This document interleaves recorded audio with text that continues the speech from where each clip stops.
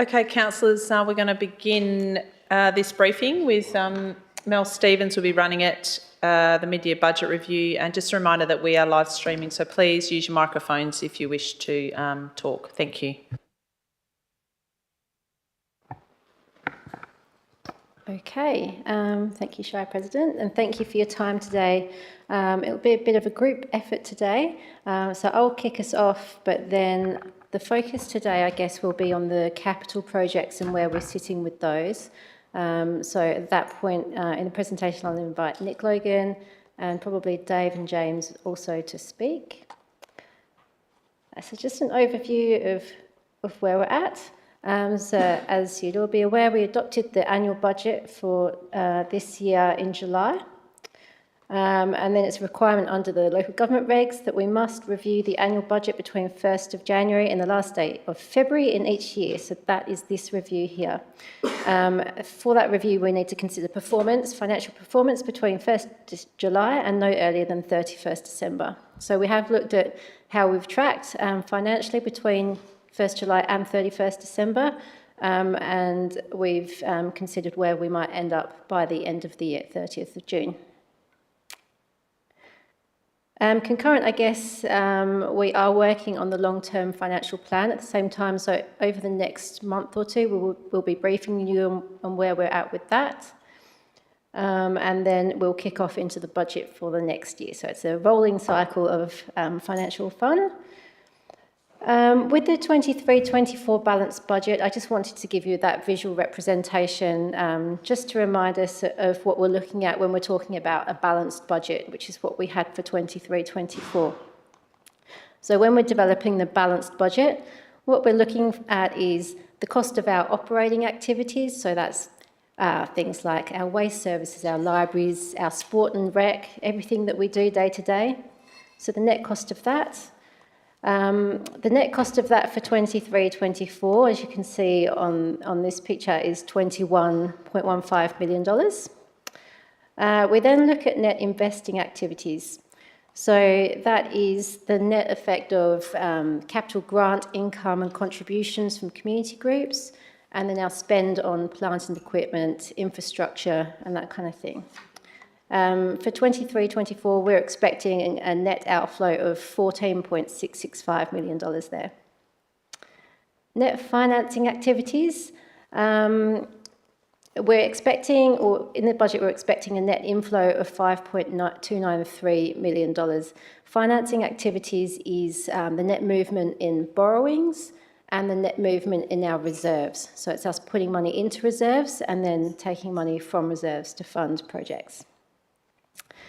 So that is balanced against the rates income that we receive, and that was a net inflow through rates revenue of $26.5 million for this year. So that was the budget, and this page summarises where we think we'll probably end up based on the review that we've done up to 31st December. So I've broken things down into those categories I just talked about: operating activities, investing activities, financing activities, so you can see clearly where we think we're sitting. And then I'll break each of those ones down a little bit further. So with our operating activities, we thought that would have a net cost of about $21.15 million. Our review at mid-year is indicating that the net cost of operating activities will be around $18.8 million. And I'll break that down into reasons why in a second. With investing activities, so that's investment in capital, we think that we're going to underspend in that area by around $484,000. With financing activities, so that's borrowings and reserves, we believe there's going to be adjustment of $3.173 million. And we believe that with rates revenue, we're going to receive approximately $377,000 more than we budgeted for. Our opening surplus that we reported to you back at the budget was $3.983 million, and I think that most of you will remember a large portion of that was made up of the FAGS grant that we received. So we received $1.9 million on the 30th of June, so on the very last day of the year, and that contributed significantly to our opening surplus. We weren't far off, we're around $30,000 off on our estimate of where we'd be, so we were quite accurate with that. So at this stage, with the mid-year, we're still looking to reach this balanced position, so where the net of our operating, investing and financing activities and our rates revenue are balanced. That doesn't necessarily mean that that will be our surplus at the end of the year. The FAGS grant, whilst it's not announced, we're expecting that that would probably come in again towards April, May, June, and that would push our surplus up. So I'll move into operating activities and talk a little bit more about that. So when we're talking about operating activities, we've got the revenue and the expenditure side. We think that we're probably going to receive about 1.4 million extra in revenue than we anticipated. So that's not rates revenue, that's other sources of operating revenue. And we think we will be overspent in our expenditure by about $1 million, but you'll see that, yep, sorry. Sorry, can you please use your microphone when you speak? Can I just check that the year of the original budget is correct in the heading? It says 22-23. You're correct that I've made a mistake, yes. That should be 23-24, apologies Okay, for that. thank you. So with the expenditure, it looks like we're overspent by 1.1 million, but that is mostly a depreciation, well, it's fully a depreciation adjustment. When you take the depreciation out, then we're expecting to be underspent on our operating spend. And I'll just mention, I guess, the main contributors to the positions with revenue and expenditure. So when I say we've got an additional $1.4 million in revenue, our investments have been going quite well this year. We budgeted based on the RBA's cash rate as it stood back last June when we were preparing this budget. Rates have gone up and we are actually receiving quite a lot more interest on our investments than we previously thought. A large proportion of that will be transferred to the reserves to bolster the reserves. We have had significant storm events, and there was one back in August 2022, which was declared an event by DFES. And we recently received almost $500,000 in funding through the Disaster Relief Fund. So we didn't anticipate that in the budget. It wasn't endorsed or approved, but that has arrived in our bank account. So that has bolstered our operating revenue. With that amount, what we're proposing to do, and I have got this on a further slide, we're proposing to put that into a reserve so that when it comes to us having these storm events and with climate change, these events are becoming more frequent, we actually have a reserve to help us with responding to these events quickly. And one of the other significant changes is with relation to the FAGS grant. So we did receive $1.9 million of FAGS income on the 30th of June. We were told that that was 100% allocation. It looks like we're getting a bit extra. So we've got another $91,000 of revenue that we didn't know about at the budget time. So that's the main changes with the operating revenue. On the expenditure side, we are currently around $430,000 underspent on wages. I know that this comes up every year as an issue. I just got a couple of statistics from our HR team, so I might just bring them up for you. So when we budget for wages, we budget based on the fact that we have certain positions approved in the budget and those positions are filled. At the moment, our turnover is standing at around 7%. It's on track to be double that by the end of the year, so around 15%. So the WALGA, I guess, benchmark position for local governments at present is a turnover rate of 25%, which is huge. So, I mean, our turnover seems quite high, but it's significantly under the benchmark for local government. Doesn't mean it's not challenging, and it does lead to times that we are understaffed. Another statistic that might be interesting is the average number of days that we have vacancies. And the average vacancy days for the Shire here is 47 days. There are roles that are much harder to fill than others. So there are roles where we've had vacancies for, 130 days, for example. And there are particular areas where we do struggle to fill vacancies. Environmental health is one of those. We must remember that there's a lot of FIFO work as well. So the depot, plant operators, waste services, it's a huge one. Holiday parks, and we spoke to Megan earlier, but holiday parks have real problems because of the remote location and the type of work that's being offered there. So we do have trouble filling some of our vacancies.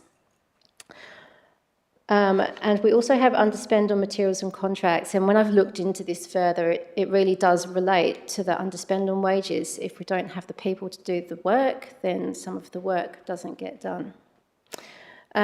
So half of the operational underspend actually is attributed to the waste area, and I've spoken to the waste manager, and he has said that he has got some issues, I guess, attracting staff to work in waste. There's also lots of plant operation there that he's competing with other sectors. They're still offering a good service to the community. It's just all that kind of, they're more in reactive maintenance mode. With operating expenditure, these are the main changes. There were, a couple of hundred line items of small ins and outs and small adjustments, which I won't go into in this session. I might just move on to the main part, which is our investing activities. So investing activities is money we receive in capital grants and contributions and our capital spend. So with our capital grants and contributions, we were expecting in the budget to receive around $3.5 million. We don't think that that's going to change very much. I'll talk about the main changes in a second. With our community loans, that also falls under the realm of investing activities. So we have a number of interest-free loans that we offer to community groups, and they make annual repayments. We are expecting, well, we have actually received $30,000 more than we budgeted. One of the community groups that we provided a loan to decided to repay their loan in full this year, ahead of schedule. So they have done that, and we have an adjustment because of that. Yep. They were doing, I thought they were doing some fundraising. Yeah. Great outcome. Yep.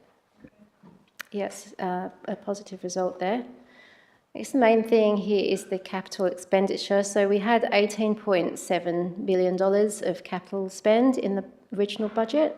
We're now anticipating that the spend will be around $17.5 million.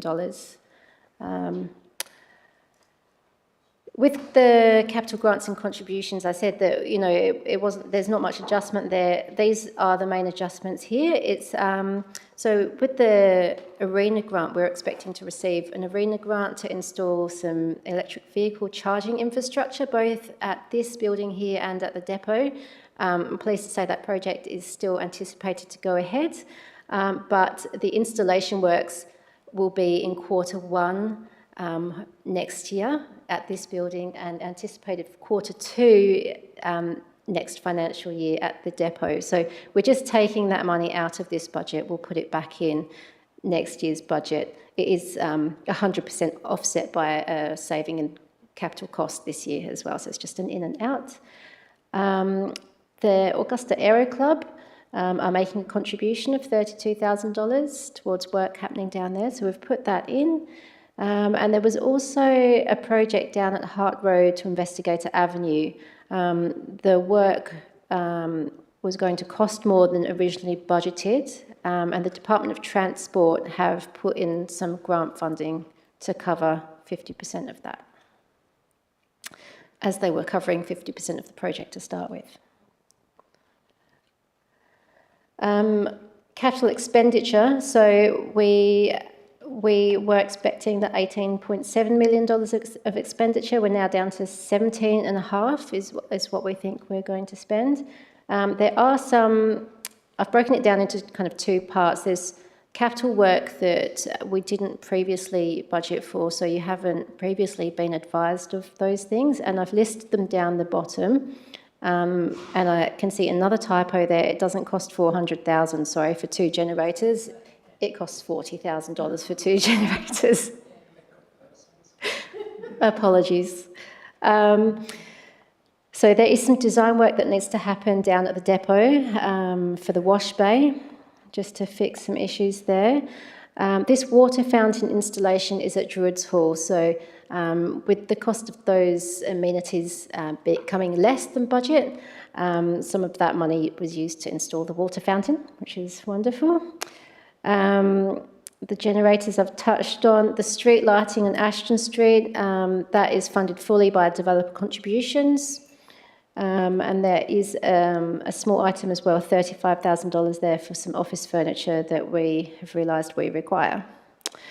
I might just pass over to Nick Logan though as we go through changes to the existing capital works budget. Is that okay? Yep.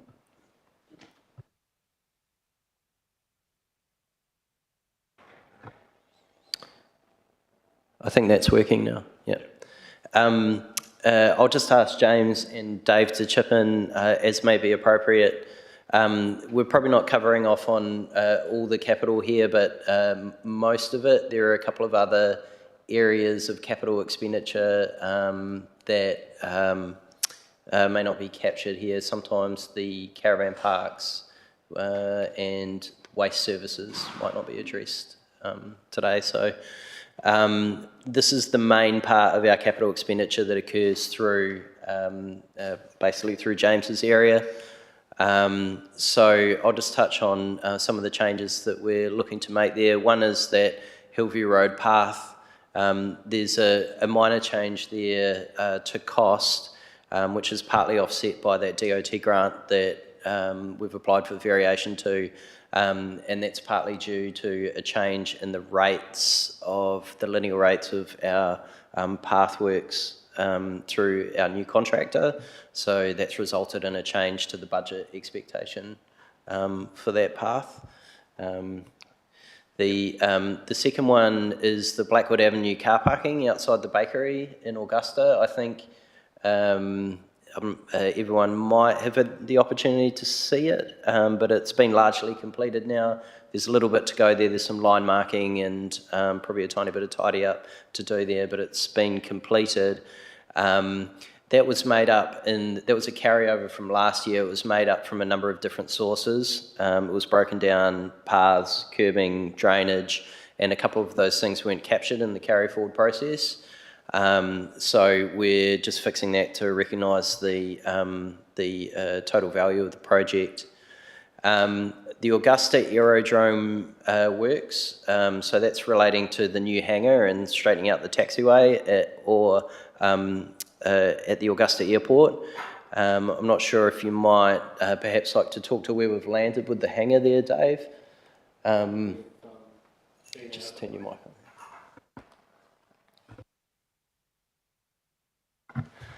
So we've done the procurement and we've appointed a contractor. The Aero Club wanted to chip in some of their own funds to make the hangar bigger, so we've just finalised on that. There's a long lead time, so even though we're placed an order, the works won't be done until around about April, which means that some of the other related civil works are going to have to wait until after then, possibly be deferred until next financial year, including demolition of the existing hangar, because they need to move to the new hangar before they can we can get in and demolish the existing one. There's some related works which are wiring for and a small shed to house the current emergency generator and lighting controller that's within the Aero Club shed at the moment. So that's all encompassed within there, and then the realignment of the taxiway, which wasn't able to be funded from the allocation we had from a Commonwealth grant last financial year, is to be re-budgeted to improve safety, particularly for the RFDS. Yeah, just the comment that's there, original budget insufficient. I'm just wondering if we could have a little bit more information about what the basis for the original budget was and why it was insufficient, please.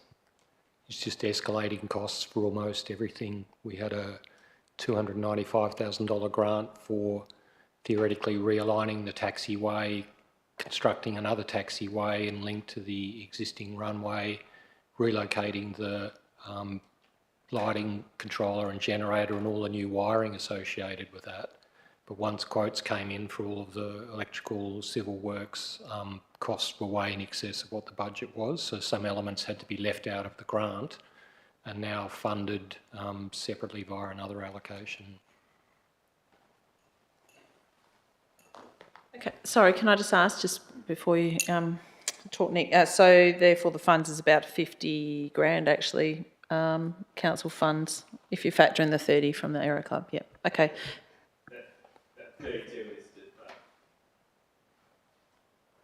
That 32 is straight escalation cost in the size hangar that was budgeted for to the bigger one that they've requested. They're covering all those additional costs, which is what Dave was alluding to, and that's that 32. So yeah, that it's only 50 grand of municipal funds going in. Yeah. Okay, the next one there is, and these are probably the two most significant ones, the aerodrome and the foreshore wall. Is the foreshore wall in Augusta in front of Turner Caravan Park. So you may recall that we've discussed previously replacing all those foreshore walls in Augusta that are sort of in various degrees of deterioration. We did the most critical one at Alice Street Jetty last year, and this is the next cab off the rank here.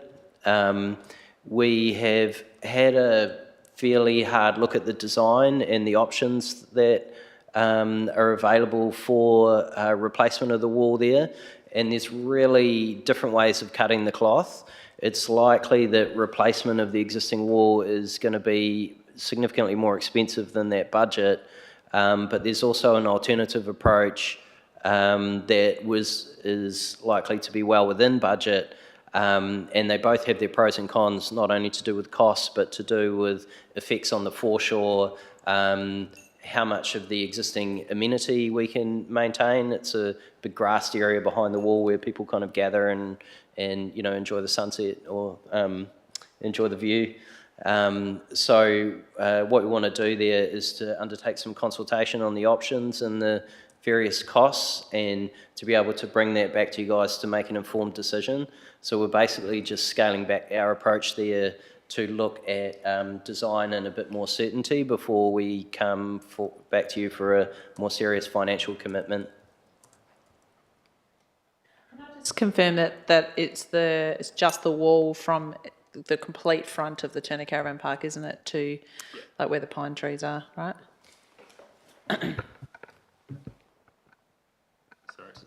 This one.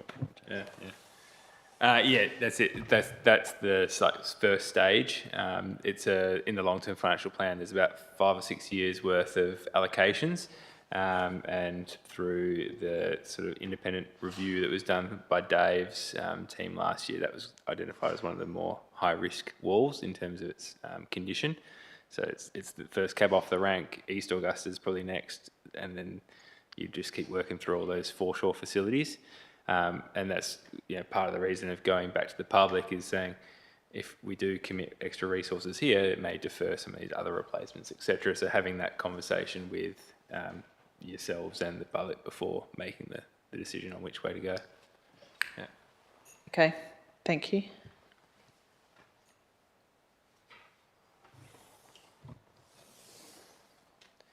The Quarramup Hall playground replacement, so that's the one that's adjacent to the skate park at Quarramup Hall. We went out for consultation on a couple of different options here. I think the outcomes of that consultation were that people probably wanted a greater scope of improvement than what we had originally envisaged.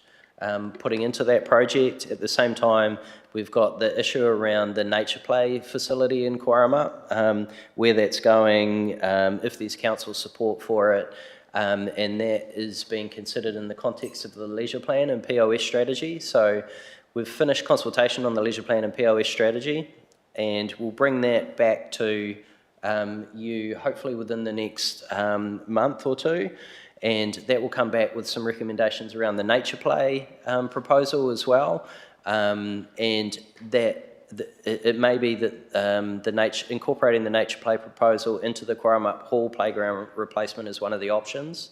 So what we said to people that we sought feedback on from this is we're just going to park this for now while we get some consensus from the council about how we proceed with both the nature play and the scope of this project. That will be done through the leisure planning report to council. Just kind of FYI there, the feedback that we had from people that we undertook consultation with, that we were now going to do this, kind of put it on the back burner where we did that further investigation, was pretty positive. Everyone saw that as, well, not everyone, but lots of people saw that as a sensible thing to do. So, yeah, hopefully we're on the right track. Hasluck Street, there's, speaking of playgrounds in Quarama, this is one that's just kind of behind the BP, and there's been some POS improvement that's been in the works for a fairly long period of time. We just need to top up the budget there to make sure we can realise the concept plan that was originally intended. So there's a reasonably minor variation to the budget for that project. So just moving on to Gracetown there, there's a project in there for some works to be done on Salter Street and Langley Crescent. I'm not sure if you wanted to talk to this one, James. Yeah, so that we had allocated some budget there in case there was significant design required, but we've subsequently been out there and done our investigations, and the first stage of that's been completed. I think the Salter Street side's been sealed this year, but the allocation is no longer required. We're confident that the rest of it can be done with the resources we've got in-house without an allocation, so that's just been returned to the pool, basically. Yeah.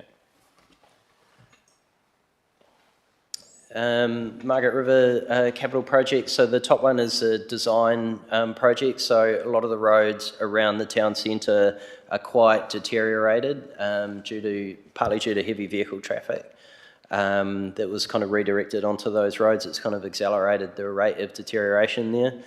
And there's some, I guess, different ways to cut the cloth with the geometry of those roads when they're renewed. So we are undertaking some design work there. We're just a little bit shortchanged in terms of some of the survey work that we need to do, so we need to top up that design budget. The Memorial Park amenities, that just came in slightly over budget, so there's a minor amendment there. The Privilly Narrabut projects, the Rifle Butts play space renewal, that's under contract at the moment, and that's due to commence in February. So that's a long-awaited project that we, we'll be glad to get that done. One of the barbecues there has failed, I believe. Yeah. So that's the price of replacement, is the additional cost, basically. The bottom one there is the design and upgrade works for the Warcliffe Road lookout. So that's the lookout at the top of the hill there, just on the corner. Just as we've gone through and looked in more detail at implementation, we feel that the budget's probably a little bit undercooked there. And to realise the true scope of what is a pretty important location in the Shire, we just feel like we know that we're going to need an additional sum to realise the concept. On the bright side, some of the capital projects in Witchcliffe have come in under budget, which allows us to return some money into the capital pool, if you like. And those things are more than offset some of the building renewal works, the Memorial Park, etc., that we were looking at.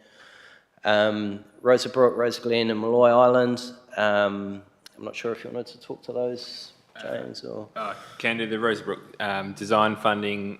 Similar. We were trying to jump the gun on future years' design, but we're able to cost that directly to a different place in the budget, so that goes straight as a capital cost and is 2/3 funded by Main Roads. The renewal of Ted's Landing, and that's probably just an escalation of costs issue, is that the cost to build a new jetty on Malloy Island is significantly more than what was budgeted. That's based on a design that's been completed and a sort of pre-tender estimate that's been provided, so it should be relatively accurate compared to probably the original budget figure, which was sort of an escalating cost over the last few years while we were waiting to get the design completed. And the Rosa Glen Road culvert widening was basically just a small increase in scope that was on site that we just wanted to capture. But when the audible edge lining project went through Rosa Glen Road, they sort of left a couple of culverts short, and it was quite a finicky job to go and get it fixed. So we unfortunately cost a little bit more than what we were hoping, but yeah, it's pretty limited increase there.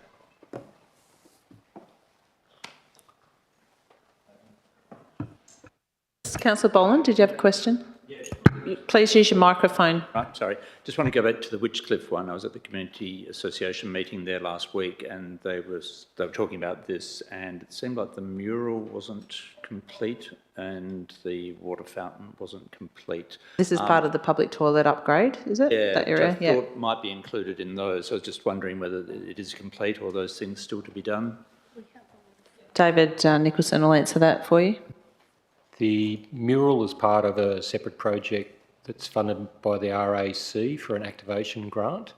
A design has been prepared and it was filtered through our public art committee and also Underlup, who weren't happy with the content.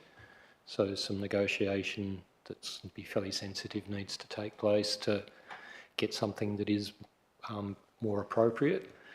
That's not part of the budget review at all. The drinking fountain was originally included in a draft list of items to be funded through the RAC grant, but then there wasn't sufficient funding to do that. But it's now being funded through the cost savings and delivery of the public toilets. Plumbing connection was already made as part of the works for the toilets, so it's just a matter of purchasing and installing the unit. And that's included in the budget review.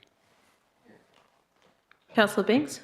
Yeah, thanks. David, just with the Malloy Island landing, about when was the original budget prepared for that? That's a question for James and Nick, I think. That would probably be not last year, probably the year before. A couple of years ago. When there was a sort of it would have been the replacement value that was provided in a report. It's the only place. That we wouldn't have. It hasn't been tendered or gone to market previously. It would have just been a budget figure. Brand new thing. For replacement. Yeah. Yeah. Okay. Thanks. Cheers. Sorry, got just one more question in regards to the underspend, the 70 grand at the CWA Hall. Can I find out what that's been contributed by? I might have to get back to you on the detail, but my understanding is that it's partly due to the timing of budget preparation, the amount that we propose to carry forward, and the timing of receipt and payment of the invoices that we had for the works to be done. And because it was wrapping up right towards the end of the financial year, but there was some components carrying into the next financial year, there was some of that money we'd paid from last financial year, and then we'd carried a bit more forward than we needed to. I think that's the case, but I can clarify that for you.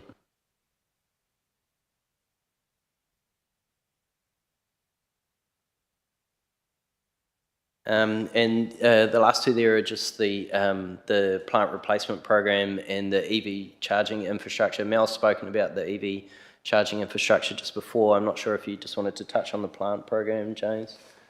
At the moment, the plant program, other than extreme delays we're experiencing on the supply side, so we're still waiting almost plus 12 months on delivery of vehicles.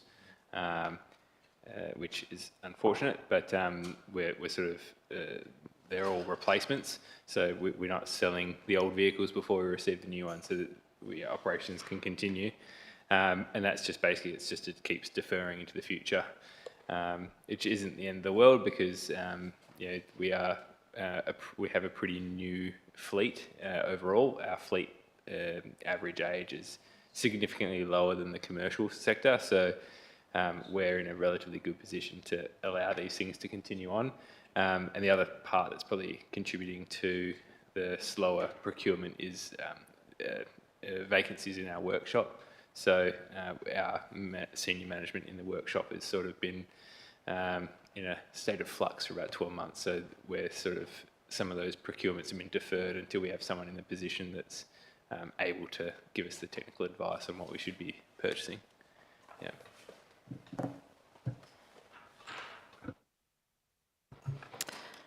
Okay, so on that, with the investing activities, which is the capital works program, pretty much, on tonight's agenda for the OCM is the corporate business plan Q2 update. So that will contain the full list of all the capital projects that are in the budget and the status of each of those projects. So in this presentation, we've only just really touched on a few projects that have got budget amendments, but the rest of the projects are in that document. So we've talked about operating and investing. So now I'll just move quickly on to financing activities. So whilst capital income is included previously, and operating grants and fees and charges are included in the separate sections that I've talked about, this is where we're really talking about funding from our reserves and also from our borrowings. So we are not proposing any amendments with regards to our borrowings. We have got a number of borrowings in place, and they all accrue interest at a fixed rate for the term of the loans. So we know in advance how much that loan interest is going to be. We are not anticipating that we'll need to take any other borrowings out for the rest of this financial year, and then we will look at borrowings that we might need in future years as part of the long-term financial plan that we'll come to you with shortly. With our transfers to reserves, we had budgeted originally 3.3 million. We're anticipating that we will be able to put around $5.7 million away in reserves this financial year. In terms of transfers from reserves, we were anticipating 9.7 or $9.8 million. I mean, that is significantly higher than the transfers to reserves. And you might remember that when we took out that $8 million loan for the aquatic centre, we put that straight into reserve. So whilst that number does seem quite high, we are just removing money from the reserve that we'd put there to fund that aquatic centre, which will be finished this financial year. We are proposing that there'll be just under $800,000 of amendments to transfers from reserves, leaving us with $8.988 million. With the transfers from reserves, so like I said, there was the 9.7, which looks high. There are a couple of really minor amendments, I think, to these transfers. So we are taking $15,000 extra out of the reserve for developer contributions, and that is to fund the street lighting project on Ashton Street that I spoke about earlier. We had budgeted to remove $90,000 from the ICT reserve, and that was to fund a particular software project that we had anticipated for this year. What we're looking at now doing is fast-tracking the replacement of our enterprise resource planning software, which is our main piece of software that we use here at the Shire. If we're doing that, then we're not going to do these small bits. So we're going to leave that money in the ICT reserve. With the plant replacement, we just talked about a reduction in plant purchases this year, so we've got a $700,000 reduction in the amount we're going to take from that plant replacement reserve. Councillor Christofanini, did you have a question? Just as a matter of interest, with the street lighting, what are we doing these days? Are we undergrounding street lighting? Is it LED? The power to the streetlight would typically be underground. That's pretty common unless there's already overheads in the area. So this one in particular, there is underground power along Ashton Street. So it'd just be poles out of the ground. I think there's overheads further around, but I think this is the new section of Ashton Street. So yeah, there will just be, the lights themselves will be poles, but LED? yeah, pretty much all new lights nowadays. Western Power are asking for LED. They used to kick and moan a bit, but yeah, it'll be LED.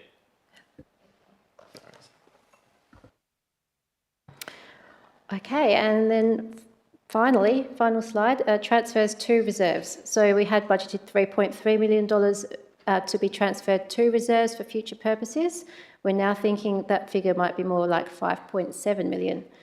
And here are the reasons why. So with the foreshore walls project in Augusta, that, as Nick was talking about earlier, will be deferred to next financial year. What we're doing is we're just putting that money for that project in reserve so that it is quarantined and earmarked. With the waste management reserve, I talked a bit earlier about how they are underspent. They're having some trouble fully staffing their operations, and they are underspent. We do also need to have money put aside for the development of the transfer station and the capping and closure of that facility there. So we are able to put away that underspend into that waste reserve for future use. The Regenerative Agriculture Conference that was held earlier this year did generate about $38,000 in surplus cash. The proposal there is to put that away into the biodiversity reserve to be used for those purposes. As I talked about earlier, with the proceeds from the Disaster Relief Fund grant of $458,000, we're proposing to put that away to use for response to future storms that the Shire will have. There is about $600,000 in interest from our investments that I also talked about earlier, and we will put those, for the most part, into the reserve, spread amongst each of the reserves so they're all getting a portion of that. And then there are 3 additional reserve transfers that we're looking at. One of them is $200,000 to the Holiday Parks Reserve. So when you see the December monthly financial reports come through, which will be in February, you'll see that they're currently about $200,000 over in their profit for this year so far. In the budget, we had really nothing much at all put into that reserve through the budget, so this is kind of fixing that issue. Sorry, Mel, can I just ask, while we're on that one, what's attributed to the surplus? Is it occupancy, or why is it 200,000 more? I would say, occupancy is good, and I'll have to confirm this unless Nick's got anything, but I'd say it's actually due to operational underspends more than anything. They are having trouble with staffing down there. It's a big issue for them. They spend less, but the staff that are down there keep operations running, so still generating revenue, not spending quite as much, struggling a little bit. Yeah, fair. Yep. I talked about fast tracking of the ICT project, which was in the ICT strategy that I think you're all involved in, or most of you were involved in the delivery of that. So we are hoping to put another $200,000 away. Systems are not cheap. There is going to be a costly project, and I think that'll go part way to help with the cost of that. The last transfer we're looking at is $262,000 additional to the Asset Renewal Reserve. So with the long-term financial plan, I guess our aim for future years is to try and put away 4% of rates income into the Asset Renewal Reserve each year to fund future asset renewal requirements. When we prepared the budget, it was quite tight. We were trying to keep the rate increase low. We knew costs were increasing. So when we prepared the budget and presented that to you for this financial year, we only had a transfer to the reserve of 2% of rates. It looks like at this point we'll be able to transfer an additional $262,000, which will bring us up to 3% of rates. So it's taking us more to the target that we were setting for ourselves, which I think is a good result. So that brings me to the end of that presentation. If you've got any questions, please don't hesitate to ask. Otherwise, that's it. Any questions, councillors? Councillor Binks? Yeah, just on the asset renewal side of things, you're saying that we're shooting for 4% of rates. I'm just interested to know how that compares to what other similar local government areas would be putting towards their asset renewal as well. Do you have any idea there? Good question, and no, I don't actually have any idea whether it's comparable to what Busselton or Bunbury or any of the other local governments are doing. And I guess, their asset bases are so different from ours as well, so I'm not sure if you could really compare. I think we've talked before about the number of kilometres of road network that we have compared to other local government, and the split between sealed and unsealed roads, it's hugely different. So I don't know. I can look into that, and I will look into that, but I'm not sure how meaningful it would be. Okay, I'd really be interested to know, particularly if we've got, more assets as far as the road network's concerned, just to make sure that we're putting away enough rather than not enough, and also given some of the issues with cost escalation for renewing those assets, how, again, are we putting away enough? So I would be keen to know, Mel. Yeah. So maybe we can talk about that more in the next couple of weeks when I bring the long-term financial plan to you, because we look at the asset renewal program over the 10 years, and we also look at, so I think in the last one we did try and put away 4% of rates, and it was sufficient just to cover our asset renewal program based on the costs at that time. So as they escalate, as you say, maybe it's not enough, so we will be reviewing that. Any other questions, councillors? No? Thank you very much, Mel, for that thorough, and other staff for that presentation. Councillors, we've got, I'll just check that we're going offline first.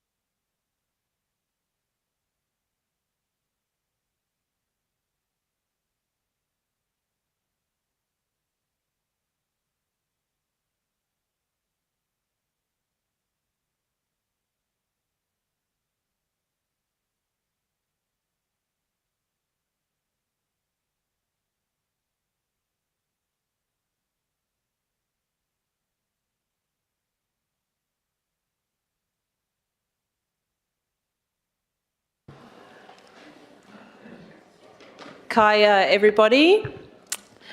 Welcome to the General Electors meeting for the 24th of January 2024. I declare the meeting open at 4:30.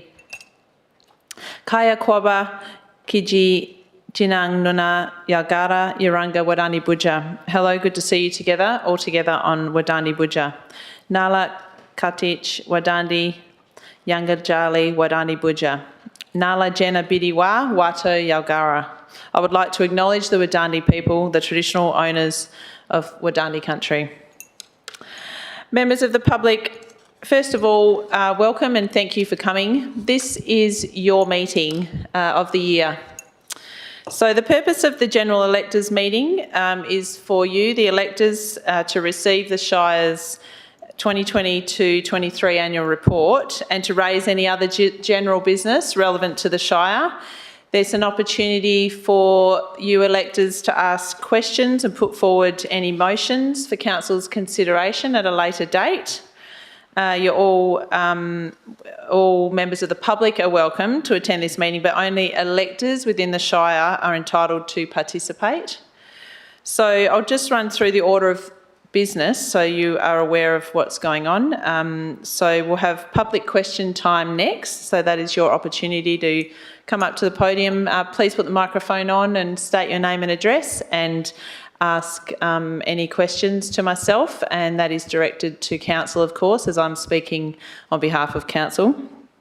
We'll then consider the annual report, which myself and my CEO will run through that.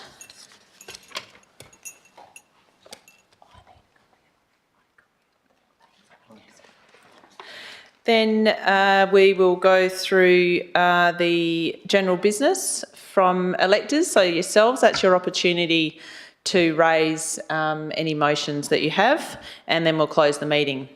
So we'll have, just so you know, we'll have a maximum of 30 minutes for question time. So Council has a local law called the Standing Orders, which says how long we're allowed to have public question time, and we've extended that slightly tonight to allow you all to ask questions, but yeah, it has to be within 30 minutes. So that's what's happening there. In regards to the annual report, we'll need an elector, one of you, to move that report and then second the recommendation to receive the report. So I will call a mover and a seconder from the public gallery there, and then I'll call for a vote from all of you in regards to that one. And when we get to the general business, this is, as I mentioned before, this is where you can raise a motion, and I have already received a couple from you. So in regards to that process, I will need a mover and a seconder, and then the mover will then be allocated time to talk to the motion, and following that, we'll then put the motion to the vote. So that's how it's going to run this evening. Just finally, those carried motions that you may or may not put before myself, before Council, will be presented to Council for consideration at the 28th of February Ordinary Council meeting. So I'll move on to the next item on the agenda tonight, and that is attendance. And I have apologies from Councillor Tracy Muir. And members of the public, you may notice that my fellow elected members are within the gallery there, sitting in the crowd, so they're joining you this evening. Item number 3 is public question time. So as I mentioned before, we have a maximum of 30 minutes for this period, and I now ask, are there any members of the gallery that have a question they'd like to ask me? Thank you. Pam, would you mind coming up, stating your name and your address, please? You just need to press the button on the right. Yes, red light. That's new and fancy. Thank you. Thanks. Pam Townsend, and my address is 12 Elvis Street, Margaret River. I have a question for you. I was wondering if we could get a copy, please, or if I could get a copy of the draft LPS2 that was submitted to the WA Planning Commission. And if not, why not? And if so, when? Thank you, Pam. Are you able to answer these questions now, or are you taking them on notice? I can answer these questions now. So I'll answer this first one Yep. if you like. Yep. Great. So no is the answer. The scheme that was initiated by council is a version of the scheme that is not subject to public consultation, and I'll explain why. The preparation of the local planning scheme follows a linear process where it changes through time based on the decisions and requirements of relevant government organisations and departments. The relevant version of the scheme is the advertised version on which the consultation is now being undertaken, which closes at the end of next month. The changes required by the WAPC are part of a deliberative process of preparing the scheme for consultation. These changes are mandatory and have been made by the Shire at the WAPC's direction. Producing both the required changes and the earlier versions of the scheme through the formal consultation process runs a significant risk of confusing the version of the scheme on which feedback is being sought through this consultation process and the deliberative process of preparing the scheme. The public making submissions on the advertised version of the scheme and the council considering submissions on the current version of the scheme. So in a nutshell, the scheme that is relevant and available for consultation is the one on the website. And you had another question, Pam? I did. So I'm preparing a submission for LPS2 for the draft, and I was wondering if it's possible to get a list of all the changes from the draft LPS2 that was submitted to the WA Planning Commission and the current draft that's out for consultation. Okay, so the draft LPS2 that's currently out for consultation has been through a series of iterations leading to the current version that is available for public comment, which you're doing, thank you. If that query that you're asking about relates to the changes between the version of the scheme adopted by the council in August 2020 and the current version, then I'll relay back to the previous answer, which is there's only one form of the scheme. So in that regard, the WAPC required over 50 changes to the scheme, which was initiated by council. The changes relate primarily to ensuring that the scheme achieves the state government's vision for local planning schemes to be standardised, that is consistent across the state. So that's a change that the state government has made, that they are mandating on all councils, that all schemes become standardised. The scheme that is available on the website, in that which the consultation process relates to, and consultation is not able to be undertaken on the differences between the council endorsed and the WAPC endorsed versions of the scheme. And as I think we alluded to before, the process for the scheme amendments are very much set by the WA Planning Commission. Okay. So can I have a quick follow-up then? Sorry. Sure. So to understand the process, I haven't been able to attend any of the consultations because they've been when I've been working, and I was wondering, is it possible to have one-on-one with planners and make that time? Yeah, Great. Absolutely. Our friendly planning staff are very much available for yourself or other members of the public to directly meet with them in regards to the draft scheme and that Great. consultation process. Okay. So yeah, make contact with them. Thank you. Thank you, Pam. Thank you. Thanks. Are there any other questions from the floor for council? Yes, Sally, make your way up, please. Name and address, please. Sally Hayes, 24 Merchant Street, Margaret River. I'm here on behalf of the Margaret River Community Centre, and my question relates to the leases that the Shire undertakes with community not-for-profit organisations to utilise Shire-owned premises. What I was going to say is a bit long, so I would like to say I appreciate that the council actually enables the community to conduct its self-supporting activities and programs independently by providing peppercorn leases to the community centre, the old hospital and other premises. But I also note that in the renewal process that is being undertaken at the community centre at the moment, I asked council to note that it was a 10-year plus 10-year renewal that was signed in 2013. When the renewal period came up in 2023, what we were presented with was a major rewrite by council staff, which means that we've been on a monthly lease for 7 months now due to ongoing delays. I asked council to note that there's been no written notice of breach, issue with the way the place has been maintained, or issue with the way the terms of the lease have been upheld since 1990. Why then has this renewal been subject to a complete revision that seeks to increase responsibility, including site sewage, drainage, asbestos removal, car park and other capital works? Those buildings have been constructed between 1924 and the 1960s. We're a community not-for-profit with activities at the centre. We're not the landlord, the Shire is. Why then has the renewal been linked to the introduction of a new 10-year works plan commissioned by council staff in 2023, a plan that is adjunct to the community centre's ongoing 5-year building maintenance schedule?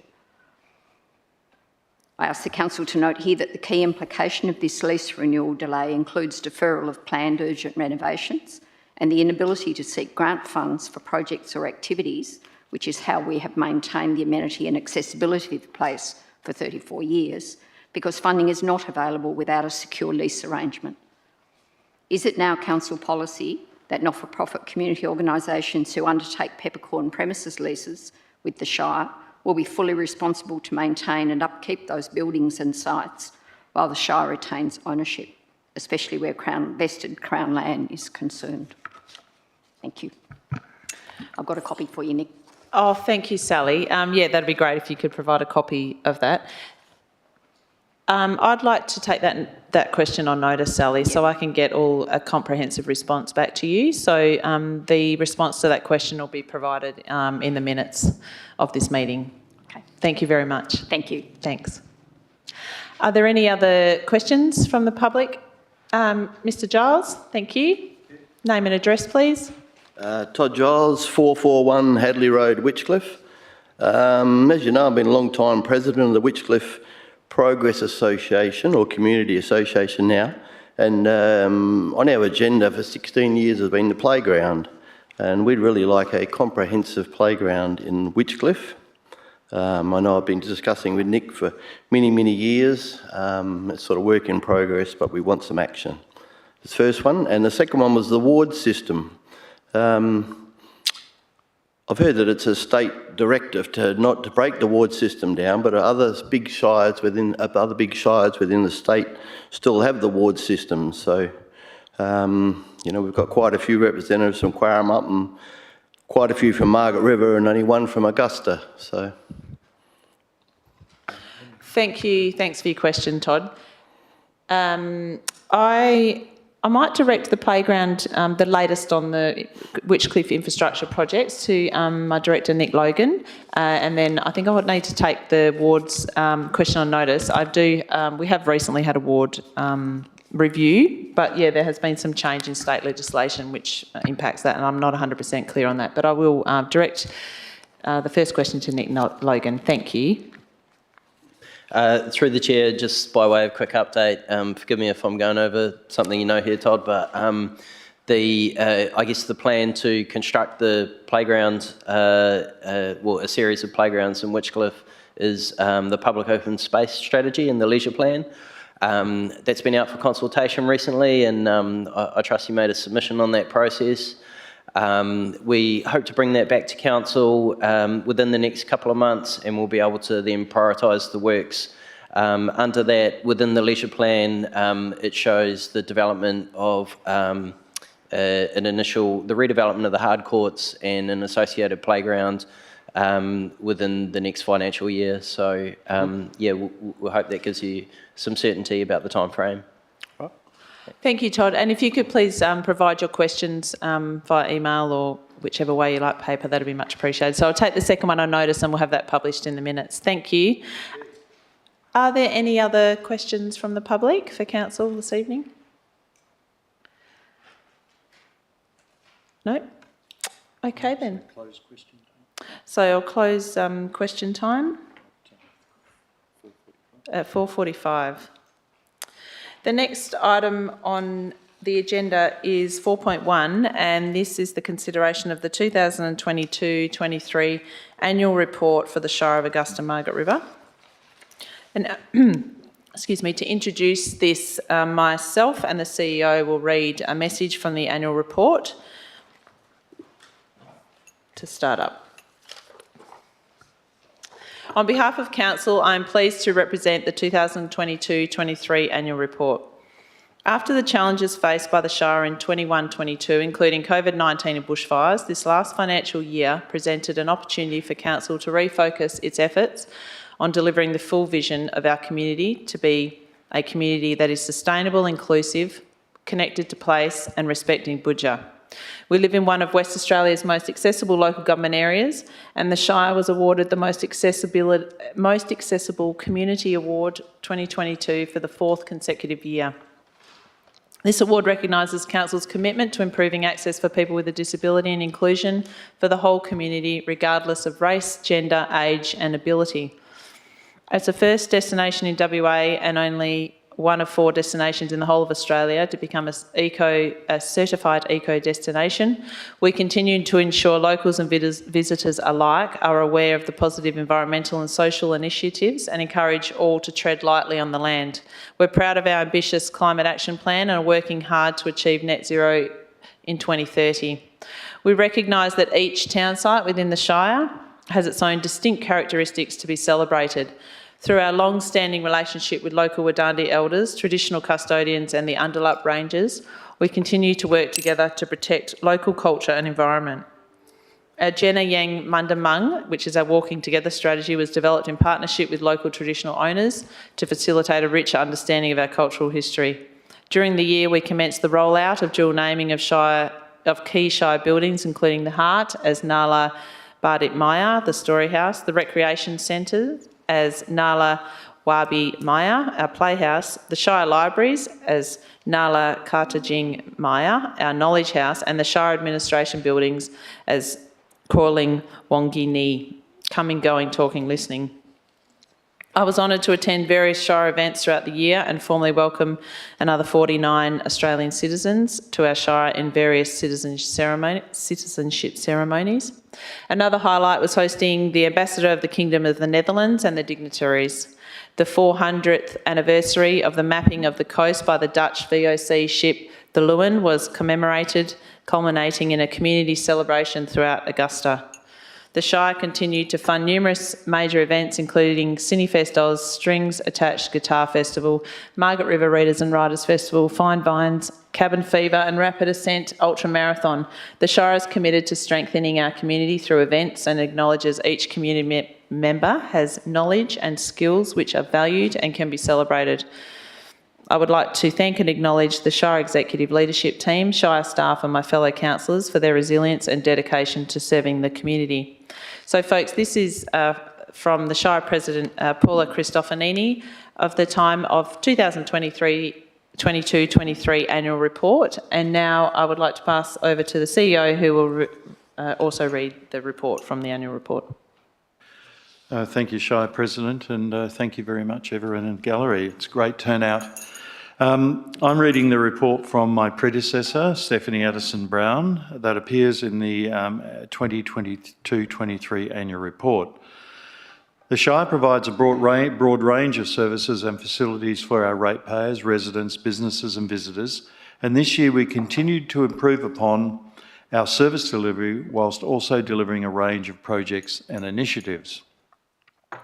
One of our biggest projects has been the redevelopment of the much-loved Margaret River Recreation Centre.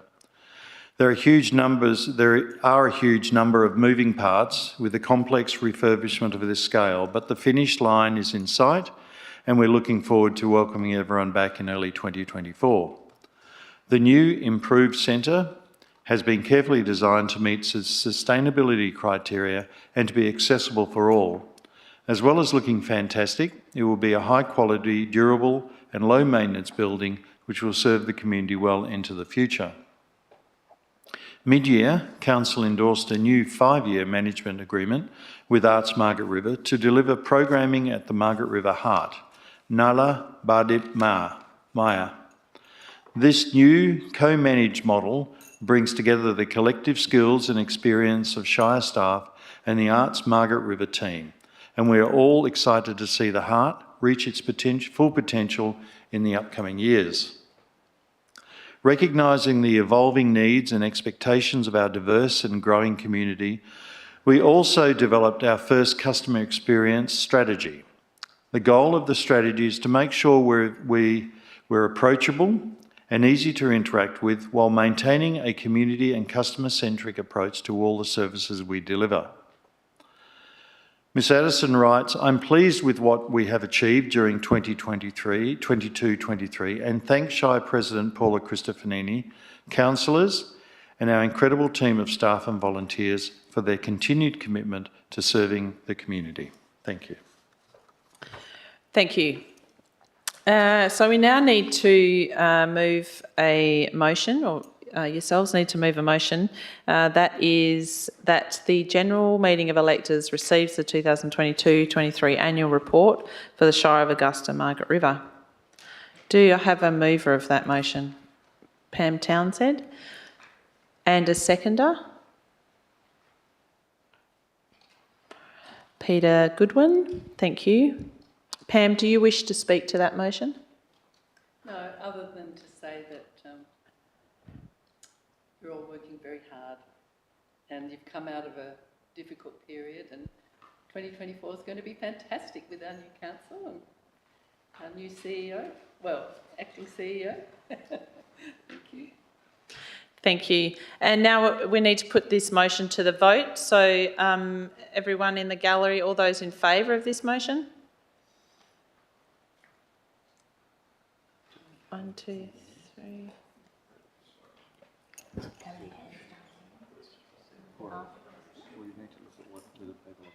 Okay. So if you those that are supporting this motion, could you all please put your hand up clearly in the air so I can do a number count?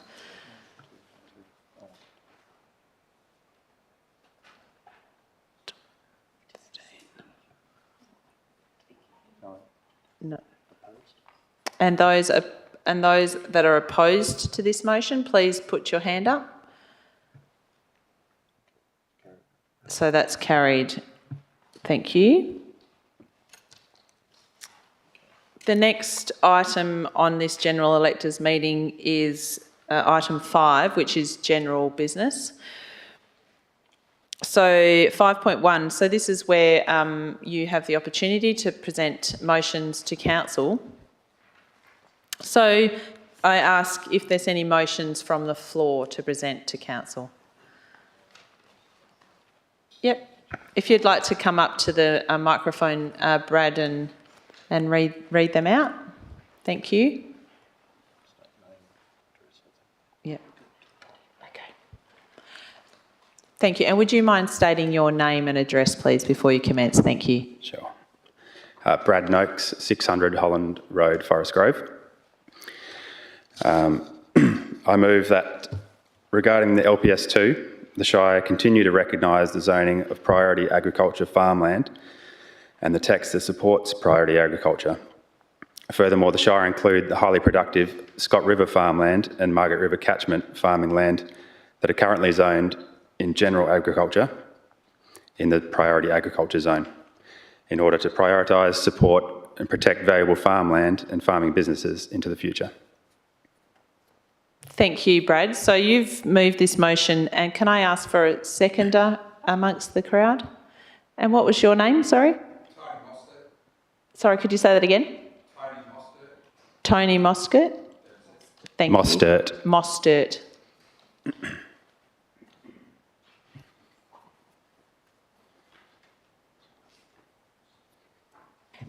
And could I... Yeah, so Brad, you're able to speak to this motion if you wish to, and then the next step will be putting it to the vote. So if you wish to speak to the motion. Sure.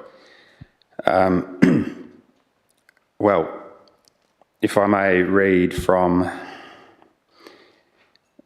the Shire Literature Supporting Agriculture Briefing Paper 2023.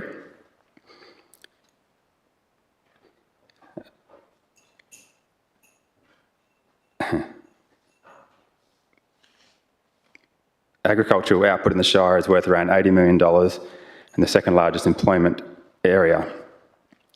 The Shire forms part of the Margaret River wine region, internationally regarded internationally for its premium wine production, and contains the Scott River Plain, which is of regional and state significance for milk production. Key industries in the Shire include dairy, beef, fruit, vegetable and raw milk production. Now with the LPS2 draft and the move to all agricultural land falling under rural, I believe, I feel that that limits our scope to maintain sustainable, progressive, productive businesses in land that should be zone priority. Also, so to be clear, in LPS2, in the draft, there will be no priority agriculture land. If I can refer you to the WAPC State Planning Policy 2.5, Rural Planning Guidelines version 3, under 3.1, what is priority agricultural land? I'll skip some of that, but in order to implement state policy, priority agricultural land should be identified in strategies and schemes for that purpose. The following sections describe how this can be achieved. I'm not going to read that, but we believe removing priority agriculture zoning goes against the WAPC guidelines themselves. So we would like to see that priority agriculture not only kept, but expanded to include Scott River and the area that's zoned rural currently in the Margaret River Valley. Okay, great, thank you. Thanks, Brad, and thanks for that explanation. So now we're going to put this motion to the vote as we have a mover and a seconder. So all those in favour of this motion that's in front of you, if you please show your hands. Great, I'll take that as a majority. Thank you very much, and that's carried. And Brad, I believe you have another motion or two? Yes. Thank you. I move the Shire develop an agricultural policy document to guide and inform future planning and council in regard to direction, infrastructure, profile and sustainability of commercial farming within the whole Shire. Thank you. And now, do I have a seconder for this motion of Brad's? Thank you. That's Mark Murray as seconding that motion. And Brad, would you like to speak to that motion?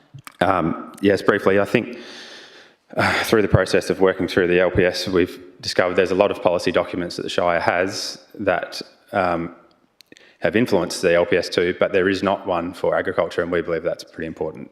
As I read from Shire literature earlier, it's a very large contributor to the Shire economy. I think there needs to be a policy in place to give guidance to future planning. Great, thank you. And so we'll put that motion to the vote. All those in favour, please show your hand. Thank you very much. That's the majority. And do you have another motion, Brad? Yes, one more. Thanks, Julia. Thank you. I move the Shire recognise the Lower South West Grower Group as a key reference group representing commercial farmers for the whole Shire and engage with the group while forming the agriculture policy referred to in the previous motion. Great, thank you. And do I have a seconder for that motion, please? Who have we got there? Gary Moore.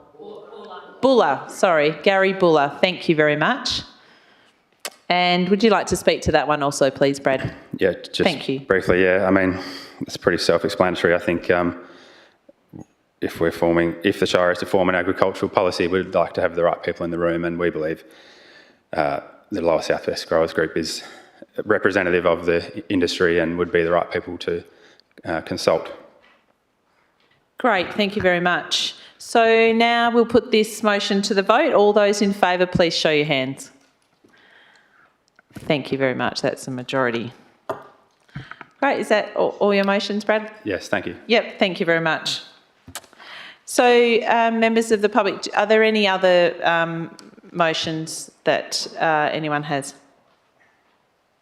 Madam President, Councillor Boland, I don't have any motions to present, but just wanted to make it clear that councillors aren't voting on these matters that are coming before this meeting, because councillors can't take a position on matters that are going to come before them at a subsequent council meeting, because it'll be seen that we've predetermined our decision on the matter. So that's why we're not voting this evening, just so that's clear. Thank you for very the much. gallery.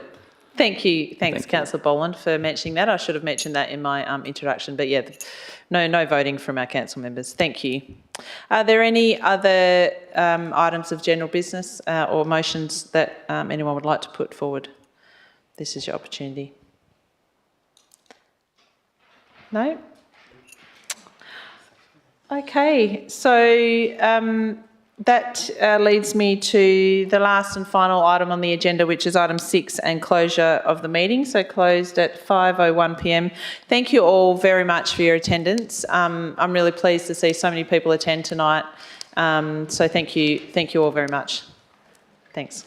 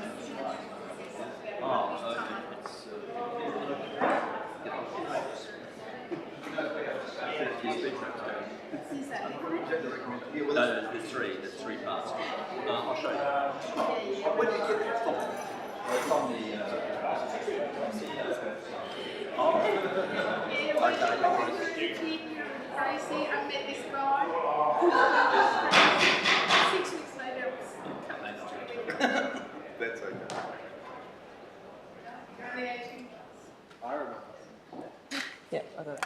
Thank you.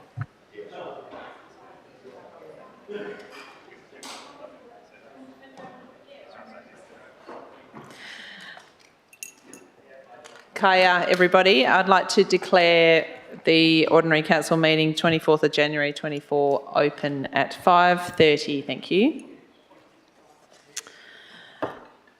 Kaya Kwaba Kiji Jinang Nuna Yalgara Yaranga Wadandi Buja. Hello, good to see you all together on Wadandi Buja. Nala Kadich Wadandi Yanga Jali Wadandi Buja. Nala Jena Bidiwa Wato Galyara. I'd like to acknowledge the Wadandi people, the traditional owners of Wadandi Buja, and pay my respects to their ongoing connection to country. Item number 2 on the agenda is attendance. And item 2.1 is apologies, and I have an apology from, I have no apologies, unless anyone wishes to raise any. And item 2.2 is approved leave of absence, and we have an approved leave from Councillor Tracy Muir. Item 3 is disclosures of interest. I have not received any as yet in writing. Councillors, if you wish to present any to me now, you can, or prior to the item when we consider. Item 4 is public question time, and there are no responses to previous public questions taken on notice. And item 4.2 is public question time. Are there any questions from any of the members of the public in the gallery tonight? No? Okay, thank you. Item 5 is applications for leave of absence. I do not have any. Item 6 is the confirmation of minutes from the previous meeting. And we have an officer's recommendation, Council, that Council confirms the minutes of the ordinary council meeting held on the 13th of December 2023 to be true and a correct record of the meeting. Are there any questions at all in regards to this? No. Do I have a councillor to move this motion? Councillor Binks and Councillor Earl to second. Councillor Binks? No. Councillor Earl? Put that to the vote then, please, councillors. All those. So sorry, are we using just our hands? Yeah, we're just using our hands this evening, councillors. So if you show your hands, thank you. That is 7-0. That's carried. Thank you very much.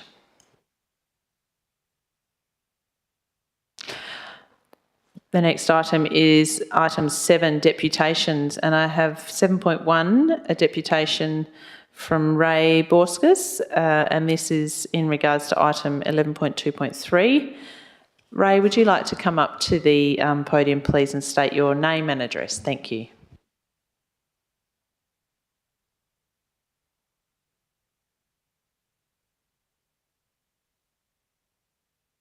Sorry, can you just state your address as well?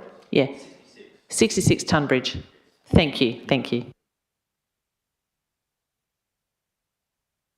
If you can't hear me, that's oops. First of all, we had an article on the 8th of December written by this young man over here who did an excellent job. It was actually hopefully making people in Margaret River aware that Tunbridge Street is an issue and that we all as a community need to do something about it. So it was an excellent report. It was quite ironical or interesting, the fact that someone was tailgating our journo here who did the report and had to put their brakes on as Mr Haley actually had to turn left into the Lewin car park, otherwise been run over. And just as he was leaving, some person in a car was, we estimated, doing between 80 and 90 through that stretch of Tunbridge, which was really extremely disappointing to see someone could be doing a speed of that kilometrage. We've also been to the police to speak to them as regards getting a handheld radar rather than the one on Man Street, corner of Man and Tunbridge, because most people in Margaret River know it's there, so their policy is to slow down and then take off thereafter. So I spoke to the police and they said yes, and I realised with the recommendations that's also been reconfirmed, which is great. But one thing, the little couple of words said short term, and that's the problem, I think. Short term, you hit them and then they relax again and then they take off. And I'll continue to go into police. I don't mind going there, say, could we hit them with another one after 3-6 months, etc. Because it really is important because of the issues that could be created by the speeding. The other thing is, I noticed some signs. Actually, I thought that sign that's been just put in was there for 7 years. I never realised it was there till I did. But the only problem is, I think it must be the main roads who do the signage and place them.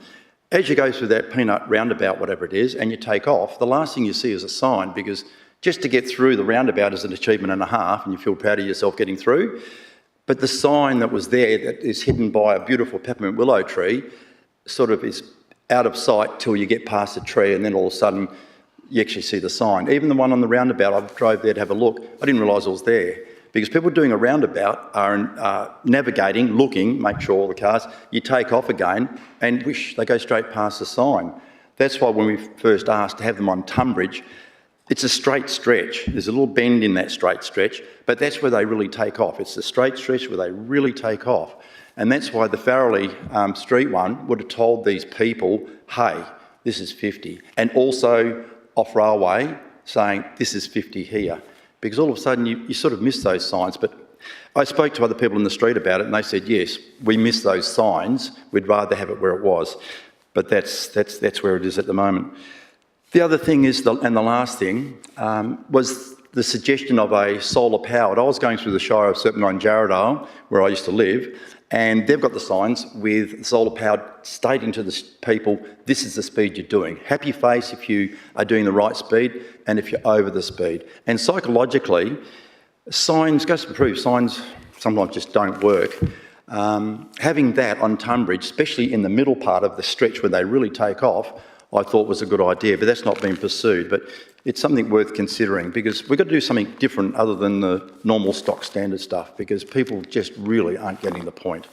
But thank you for listening. The recommendations are good, but I'm concerned about the short term of policing.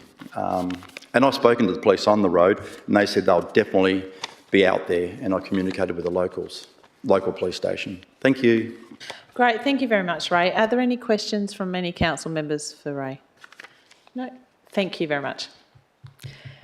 I also have a deputation, so item 7.2 is on item 12.1, which is the motion from members of which previous notice has been given. And I believe representing Richard Muirhead is Jenny Barr. If you could please state your name and your address, thank you. Hi, my name is Jenny Barr and I am 12 Georgette Road, Gracetown. I'm reading someone else's words, so bear with me. Thank you for allowing us to make a deputation to the motion Councillor Binks has presented relating to the formation of a community reference group to guide the process to determine and progress infrastructure and planning priorities in Gracetown.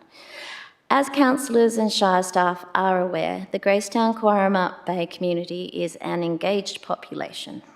We have previously presented the Shire with the community's priorities, both in terms of our overall vision for Gracetown and Quarramup Bay, and also in terms of improved infrastructure, facilities, amenities, and the future of our environment. This was first enunciated in our priority setting public release report that was sent to all councillors in the 2021-22 financial year. Subsequently, we have repeatedly reiterated these priorities at numerous meetings with officers and with councillors, and with deputations to full council meetings and also by public statements. In the meantime, we have gotten on and undertaken, at our cost and via funds raised through third parties, environmental baseline assessments of feral animal issues and weed infestations. We have held volunteer days to remove weeds and rubbish from our beaches. Excuse me. We have maintained the local section of the Cape to Cape Trail. We have lobbied local and state politicians on issues that emerged from our community's work on the 2021 vision. These included reducing dangerous speeds at the North Point corner on Quarramup Bay Road, eventually successful, and seeking the establishment of a marine reserve and no-take zone inside the limits of Quarramup Bay in order to preserve the amazing marine environment for future generations. We were unsuccessful in that endeavour. We have spent our own members' funds and local volunteer labour improving the Gracetown Hall and its facilities for all who visit to use. We fund and support significant community building events in and around Gracetown, especially at Easter. We have been working closely with the RAC over the last 12 months to achieve much greater steps towards road safety for residents, other locals and visitors between Caves Road and throughout the Gracetown hamlet. This has included numerous reports, workshops, presentations and the like. We believe from discussions with the RAC we may soon be seeing a positive outcome. We have now made a commitment alongside the Shire's own commitment in the draft public open space strategy to fast track the design and construction of a children's play space. We have a special implementation group headed by a committee member. The GCBC committee has committed up to $20,000 of funds we have raised towards this project. And every dollar that we raise from the Easter Gracetown Swim, 300 swimmers plus and many more volunteers, and our Easter art show and the Saturday night music event featuring local bands and suppliers, and the recently implemented Containers for Change program in Gracetown, this will all go towards the playground.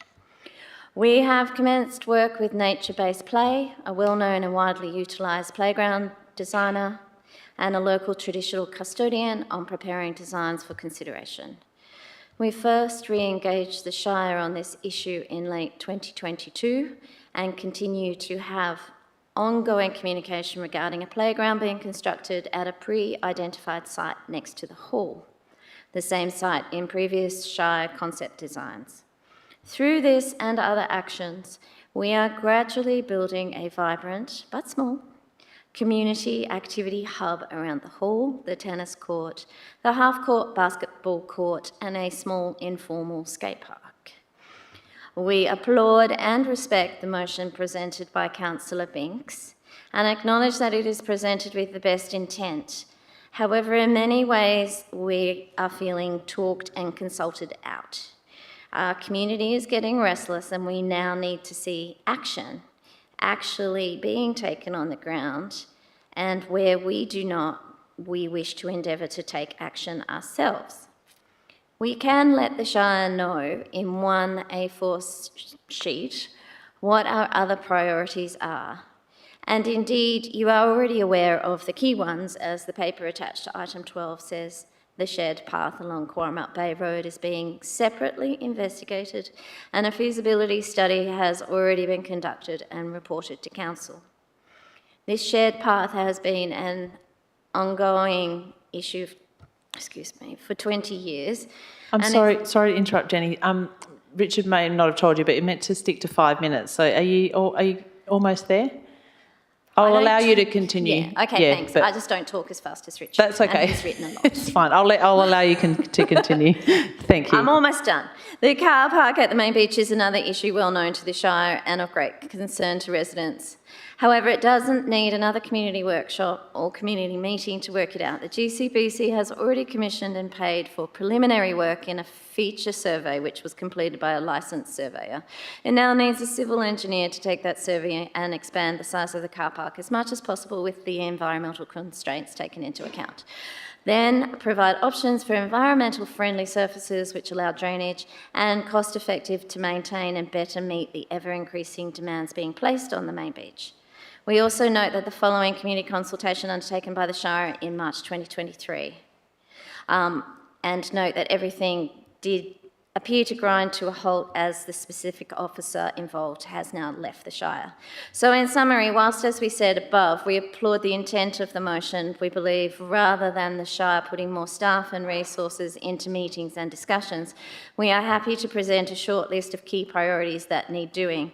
And further, we have only a committee of 8 backed by a few other available volunteers, and we would rather focus on activating outcomes as much as we can rather than simply sitting in more consultative meetings. Thank you. Thank you very much, Jenny. Thank you. All right. Are there any questions from Council for the Deputy this evening? No? Okay, thank you. No, Thanks so much, all Jenny. good. Cheers. Thank you. Councillors, the next item on the agenda is item 8, petitions. I don't believe we have any this evening. Item 9 is announcements from the presiding member. I would just like to welcome everybody back into the chamber. I'm sure we're all feeling very refreshed and rested after our festive break.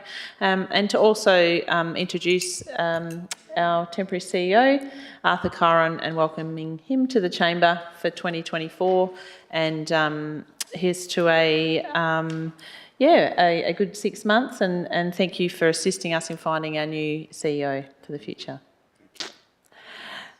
The next item on the agenda, councillors, is item 10, questions from members of which due notice has been given, and there are none. So we now move on to item 11, which is the reports of committees and officer reports. So our first item this evening is 11.2.1, which is the registration as a roadwise council item.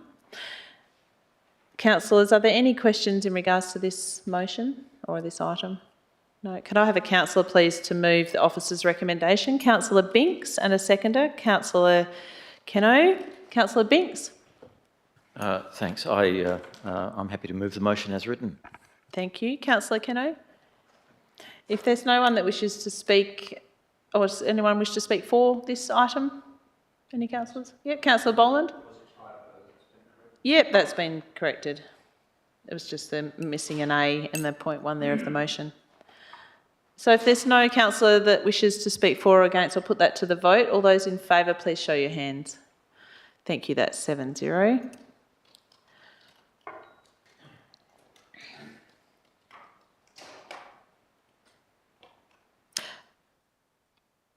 Okay, the next item on the agenda is 11.2.2, which is the Safer Speeds Trial, formal collaboration agreement with RAC. Councillors, yes, yeah, sure. Director Nick Logan wishes to add something here. Just through the chair, there's an attachment to this item which is a draft version of the collaboration agreement, and we had hoped to table the final version prior to this council meeting. Due to a couple of amendments being requested by the City of Busselton to the agreement, we don't have the final version available at the moment. It is largely consistent with the attachment and also consistent with the previously endorsed heads of agreement. So it's not directly referenced in the decision, so it doesn't influence the recommendation before you. Just wanted to let you know that there are some minor differences from the attachment that aren't material to the decision. Are there any questions, councillors? No, do I have a councillor to move that motion? Councillor Cristofanini and a seconder. Councillor Keno. Councillor Cristofanini, do you wish to speak to this? Just simply to say that this makes sense. We've discussed this before when we went into, we thought to enter We've discussed this before. We thought to enter into the agreement. This just formalises what needs to happen. So, Councillor Keno. Yeah, I think that there's three things on the agenda tonight that all relate to traffic issues and things, and whether it's Tunbridge Street, Quarmut Bay Road, or pick any other road, people can't stick to the speed limits, and working collaboratively with other groups and investigating ways that we can make it better is certainly a step in the right direction. Ultimately, there are idiots out there and that's not going to change. But yeah, we need to find ways around it because, like I say, it's not just Tunbridge Street, it's every street in this community. Thank you, councillor. Is there anyone else who wishes to speak? Councillor Earl? Yes, thank you. I'll speak in favour of the recommendation, even with the minor administrative changes that we may need to make. Look, as Councillor Cano said, you know, there's three items up here tonight, which is all around speeding and the issues around that, and certainly the trauma from speeding is well known. You know, I work in emergency services, but fortunately I'm not in that side of the fires that you get out to that. But very traumatic for local people to go and pulling local people out of wrecked cars because they've been speeding. One of the other things I think when this group gets going is actually need to find a way forward with main roads to make sure that they're not being the stoppers and the slowing speed limits around the place, because they're our roads and they're our people, and they're the ones that we need to look after, whether it's Mr Bauskas on Tonbridge Street or my grandkids down their little street that they live on. You know, we should be able to go out and say, well, on this little cul-de-sac, this should be a 30. Just put a 30 on the road, or a 20 or 10, whatever it happens to be, if that's the decision of the people who live in those streets that they want that. But, you know, even on their street, you get these odd clowns that'll suddenly fly down there, it's a 50, but they'll be doing 60 or 70 kilometres an hour with, you know, and on the small size of blocks these days, we have all these kids who play in the streets, as we all did back in the day, and they should be able to be out there, and they should be safe. So I think, you know, between us, the City of Busselton, the RAC, and good on them for chucking the money at all of this, that we need to work with main roads, and I think that work has been happening out there, that they don't have the stop on these things. You know, just as an aside, I noticed though that the speed limit out of town heading south is now 70 kilometres an hour. The people down there whinged and whined and wanted this thing to happen, and as soon as it became 70 and they were getting pinged, they were whinging on Facebook that nobody had told them. Well, it's those two things that are generally painted on the front of their faces, what they've got to use to see what the sign says, because, you know, as with Mr Bauskas, it is 50 kilometres, it is a residential area, and for God's sake, you've got to keep your speed down. Going to ruin your life, might kill somebody, but certainly ruin your life as well if you clean somebody up and you're speeding, because it's very traumatic. So I very much support it. I look forward to seeing some good implementation and some more good action out of other groups. Thank you.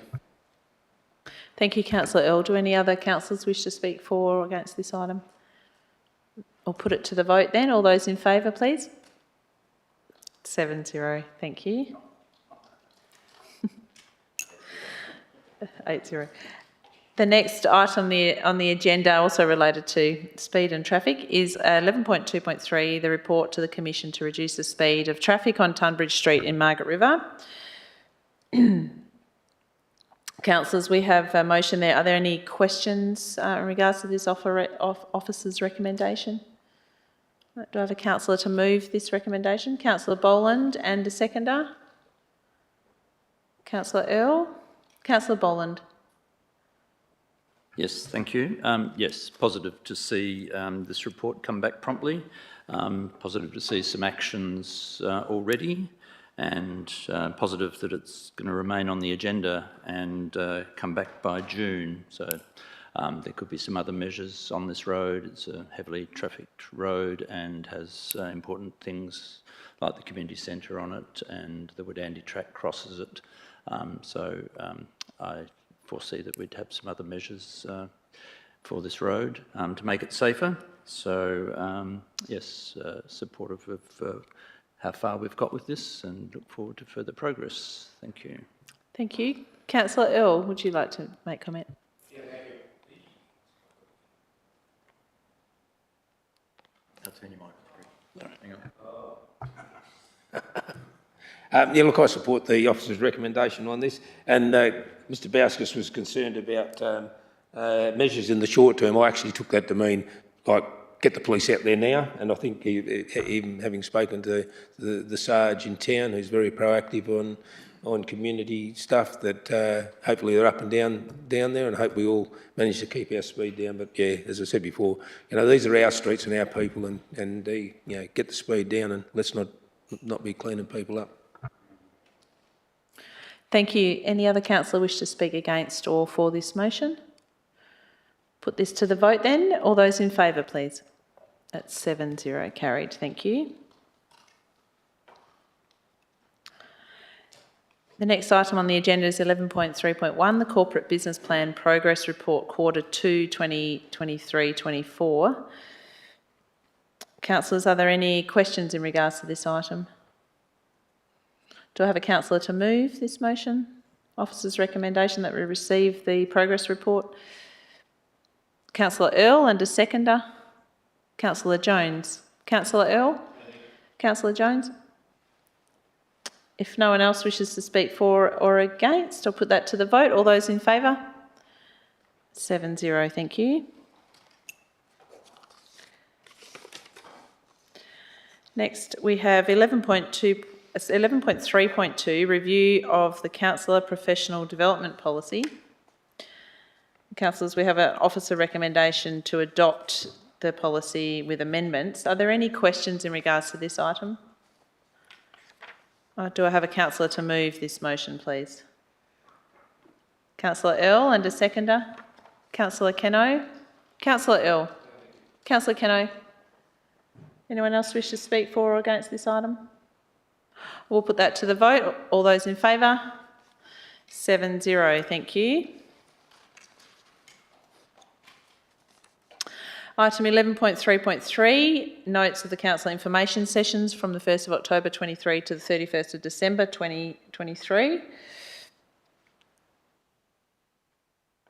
Councillors, could I please have a councillor to move this officer recommendation that we receive the notes? Councillor Keno, and a seconder. Councillor Earl. Councillor Keno. Councillor Earl.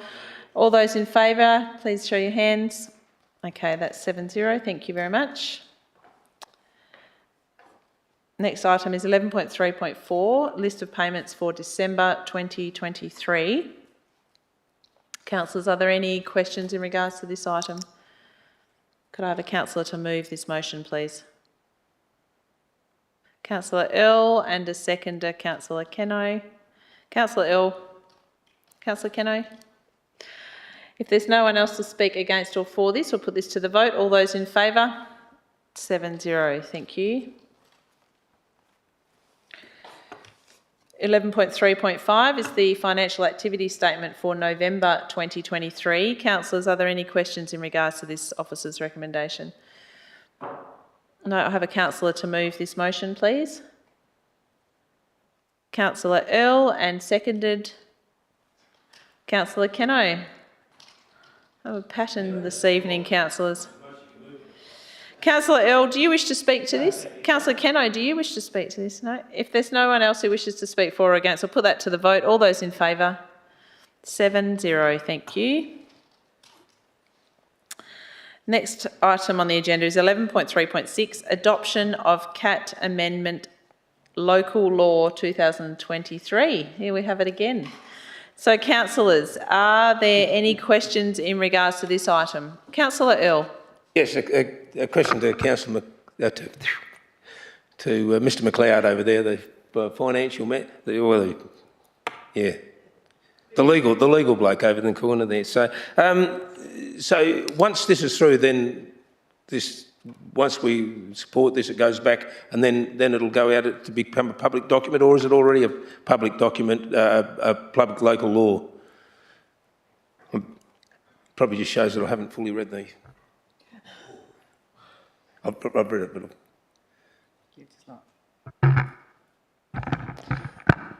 through the President, the law itself is currently in force. It was just this one section, which was a condition on catteries and a small typo. So everything else is still there and being enforced, and now this condition will be removed and it will be enforced as it's written. Thank you. Councillors, can I please have someone to move this officer recommendation, please? Councillor Earl, and seconded by Councillor Boland. Councillor Earl, do you wish to speak to it? Oh, well, it's good to see the whole of the local laws out there, and I think this has been initially, when it came, a terrific outcome for the people and the native animals of the community. Not that flash for the cats, but I don't like cats, so it doesn't really matter. Councillor Boland. I endorse Councillor Earl's comments there, so thank you.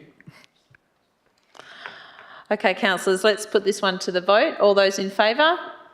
7-0, thank you. Item 12 is motions from members of which previous notice has been given. 12.1, infrastructure planning and prioritisation at Gracetown.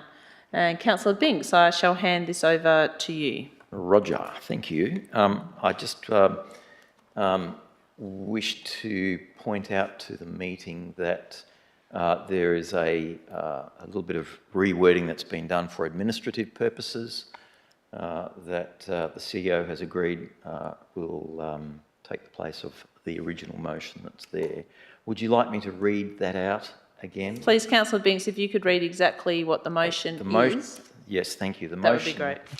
The motion now reads, Council requests the CEO to provide a report on the progress of an infrastructure plan for Gracetown by the 24th of April 2024, which is to be developed in collaboration with a representative community reference group and contains identified projects, priorities, costings and possible funding sources. Okay, thank you. So, Councillor Binks, I'm assuming you're moving this motion. So could I please have a councillor to second this motion? Councillor Earl. Councillor Binks. Yeah, thank you. Listen, I'm really quite excited about this, actually. When I originally proposed the notice of motion back in December, it was specifically with respect to some points that had been raised by the Gracetown Cowarrup Bay community group at a lunch that we had with them. Since then, I have been thinking to myself, well, actually, this is an opportunity for us to really collaborate with some community groups, and they all work hard in their communities to make them the places that they know are great places to live. So whilst this is specifically about Gracetown at this moment, I think it just supplies so much. And it wouldn't surprise me, I would hope that we start to see this for some of the others, yeah?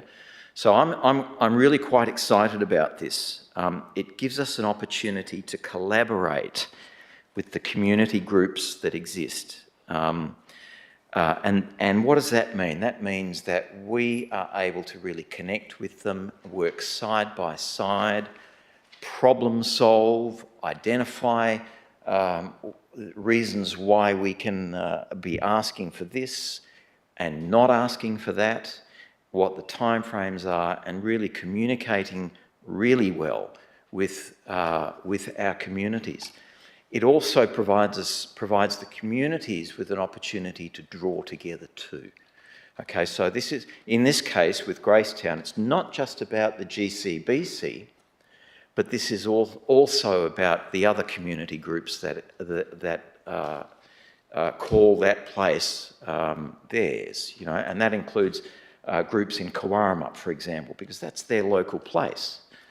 So when we are talking about a representative community reference group, that means drawing those groups together, and that's got to be a good thing for our communities, doesn't it?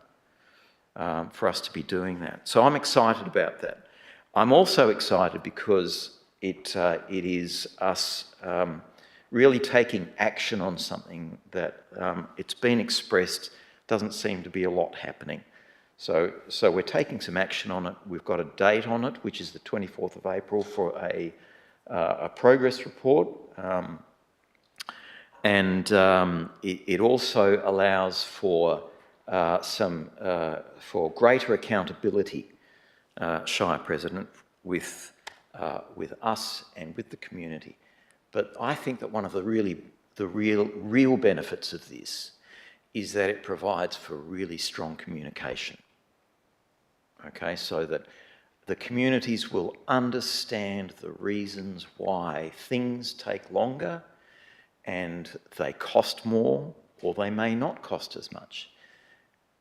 They will understand why it's better for them to draw together and fundraise, for example, or do what they can to make their contribution into building their communities. I don't think there's anything else I need to say other than thank you for considering this, and ask for your support, Council, please. Thank you. Thank you, Councillor Binks. Councillor Earl. Thank you. I support the Hang on.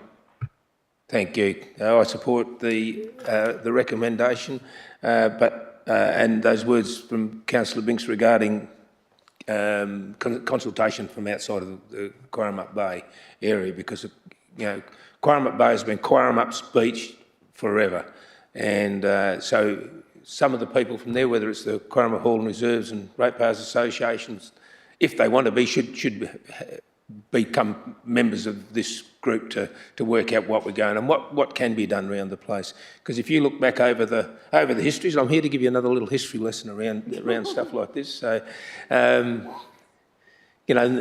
of you would probably remember the half-built hall that was on the eastern side of the road, which was the Scout that was being built there. So I think that was the remainders of that was probably knocked down in the early 70s and went, and I think most of it went into Vas Felix. They're all lovely stonework that went in there. That was on the other side of the road there, but didn't quite get finished. The original water supply that went to the toilet blocks actually comes from the top of the hill, and if you drive down the hill and you'll see on your left, you actually can still see this concrete thing in the ground there that the water came out of it. I think now every couple of weeks they dump about 15,000 litres into the tank out there that probably comes from the Arrogiddy aquifer, but that was all done by the people of Cowarumup. And Gracetown was actually built as a retirement place for the people of Cowarumup so that they could move off the farms to allow their kids to go in. And one other thing that you swim out past every day for those red rockers is the raft that sits out there in the middle of the bay. That was put in by the Lions of Cowarumup many, many years ago. But then for one reason or another, the Lions of Cowarumup decided they didn't want any more.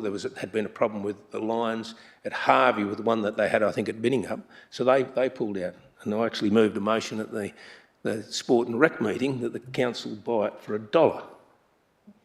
Best dollar they ever spent, because while it's not this, so that actually got through. The council bought it for $1.